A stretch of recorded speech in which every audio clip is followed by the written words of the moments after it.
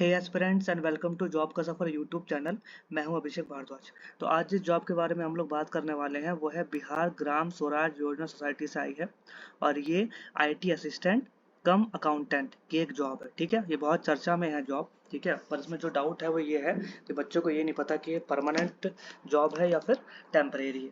तो हम सब जानेंगे इसके बारे में कि परमानेंट जॉब है या टेम्परेरी जॉब है। ठीक है, उससे पहले मैं आपको बता दूं कि ये जो जॉब है ये अकाउंटेंट कम आईटी असिस्टेंट, मतलब दोनों टाइप की इसमें आपको जॉब करनी पड़ेगी। अकाउंटेंट भी आप होंगे और आईटी असिस्टेंट भी आप होंगे। ठीक है, अब इस जॉब के बारे में डिटेल से बताने से पहले मैं पहले ही आपको बता देता हूँ कि ये जॉब एक परमानेंट जॉब नहीं है।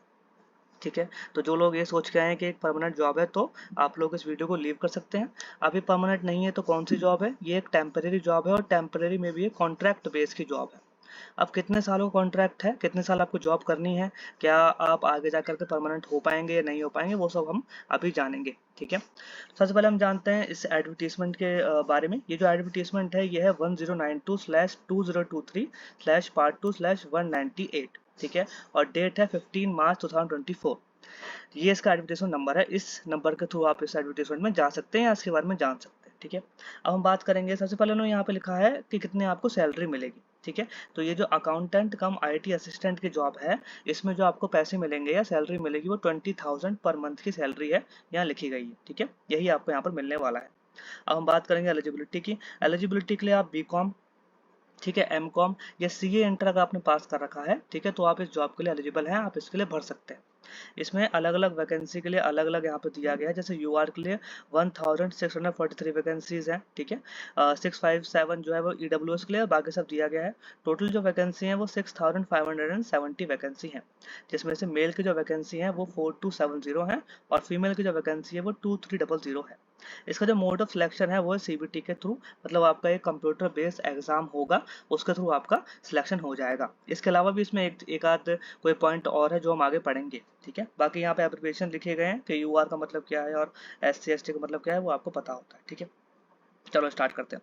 फिलहाल यहाँ पे ये लिखा गया है कि the vacancy and post mentioned in this advertisement is 100% outsourced based position.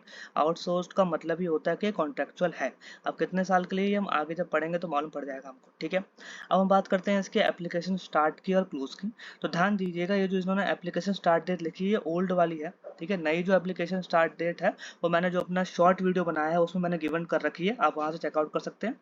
या मैं सिंपल बता देता हूँ कि जो इसकी एप्लीकेशन की स्टार्ट की डेट है जो फॉर्म फिल कर सकते हैं वो है 10 मई 2024 में आप इस फॉर्म को स्टार्ट कर सकते हैं। और जो क्लोजिंग डेट है वो है 9 जून 2024, यानी कि 10 मई से लेकर के 9 जून तक आप इस फॉर्म को फिल कर सकते हैं। तो अगर आपको इसकी क्विक इन्फॉर्मेशन या क्विक जानकारी चाहिए तो मैं लिंक डिस्क्रिप्शन में दे दूंगा उस वीडियो का, जो मैंने शॉर्ट वीडियो बनाई है, वहां से आप चेकआउट कर सकते हैं सब चीज़। अब हम आगे बढ़ते हैं। अब यहाँ दी है इन्होंने cut off date. Cut off date जो है वो है 1 मार्च 2024, मतलब इस डेट के अकॉर्डिंग ही आपके डिग्री को देखा जाएगा, आपकी जो भी एज है वो देखी जाएगी और जो भी क्वालिफिकेशन है वो यहीं से देखा जाएगा।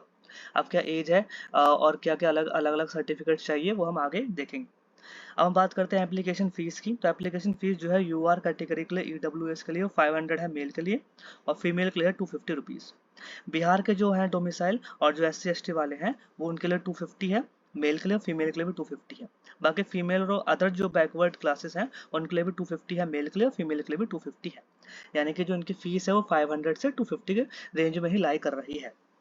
ठीक है, अब यहाँ साफ साफ लिखा गया है कि जो भी एप्लीकेशन है आपको ऑनलाइन भरना है। क्या वेबसाइट है वो हम आगे देखेंगे, और जो भी पेमेंट होगी वो ऑनलाइन ऑनलाइन मोड में ही यहाँ पर एप्लीकेबल होगी। ठीक है, एज लिमिट की बात करें तो 1 मार्च 2024 तक अगर आपकी एज जो है वो 45 ईयर्स तक है तो आप इसके लिए एलिजिबल हैं यूआर मेल कैटेगरी में और ईडब्ल्यूएस मेल कैटेगरी में। जो फीमेल हैं उनके लिए जो एज है 48 ईयर्स तक है। बाकी ये एससी एसटी एंड अदर्स की भी एज दी गई है। ठीक है, इसको आप चेकआउट कर सकते हैं। मिनिमम एज आपकी 21 ईयर होनी चाहिए, मतलब 21 साल तक के आप होने चाहिए, उससे कम है तो आप इस फॉर्म को नहीं भर सकते। बाकी जो भी एज रिलैक्सेशन मिलता है बेंचमार्क डिसेबिलिटी को वो सब यहाँ पर मिलेगा। ठीक है, अब यहाँ कुछ इंपॉर्टेंट नोटिस या नोट्स दिए हुए हैं। ठीक है, उसमें लिखा गया है कि जो भी आपने बीकॉम एमकॉम या इंटर जो भी आपने पास किया है, ठीक है, वो एक रिकग्नाइज्ड सेंट्रल बोर्ड यूनिवर्सिटीज होना चाहिए या स्टेट गवर्नमेंट से होना चाहिए या बिहार स्टेट गवर्नमेंट से होना चाहिए। कोई भी फेक यहाँ पर नहीं चलेगा। अब जैसे मैंने स्टार्टिंग बताया था कि जो सिलेक्शन होगा वो सीबीटी मोड पे होगा। उसमें ध्यान दीजिएगा, जो आपका एजुकेशन क्वालिफिकेशन है उसमें जितने भी आपके मार्क्स आए हैं उसका टोटल किया जाएगा और 50% मार्क्स लिए जाएंगे। फिर जो आप सीबीटी देंगे उसमें आपके जो मार्क्स आएंगे उसका 50% लिया जाएगा और फिर टोटल मिला करके आपके मार्क्स देखे जाएंगे और एक कट ऑफ बनाई जाएगी। अगर उसमें आप आ जाते हैं तो आपको सिलेक्शन दे दिया जाएगा। ठीक है, अब इस पॉइंट को ध्यान से देखिएगा, यहाँ बताया गया है इन्होंने कि जो भी कैंडिडेट यहाँ पर सक्सेसफुल होंगे उनको अकाउंटेंट कम आईटी असिस्टेंट, कम का मतलब होता है प्लस या एंड, अकाउंटेंट और आईटी असिस्टेंट ये दोनों जॉब आपको एक साथ करनी है। ठीक है, इस बिहार ग्राम स्वराज योजना सोसाइटी में। ठीक है, कितने कितने सालों के लिए, तो यहाँ पे लिखा है 36 मंथ के लिए, यानी कि 2 सालों के लिए आप कॉन्ट्रेक्चुअल बेस पे यहाँ पर काम करेंगे। समझ में आ गया, ये एक परमानेंट पोस्ट नहीं है, टेम्परेरी कॉन्ट्रेक्चुअल बेस पे 2 साल के लिए 36 मंथ के लिए आप इस जॉब को करेंगे 20,000 रुपीज़ पर मंथ के लिए। तो अगर जिसको जॉब की बहुत ज़रूरत है या जो जॉब चाहता है या जो पैसे चाहता है, ठीक है, एटलीस्ट 20,000 मिलेंगे, एक अच्छा ही शुरुआत है। ठीक है, तो आप इस जॉब को भर सकते हैं। 2 साल के लिए आपकी जॉब हो जाएगी, 36 मंथ के लिए आपकी ये जॉब हो जाएगी, बाकी परफॉर्मेंस वगैरह देखा जाएगा।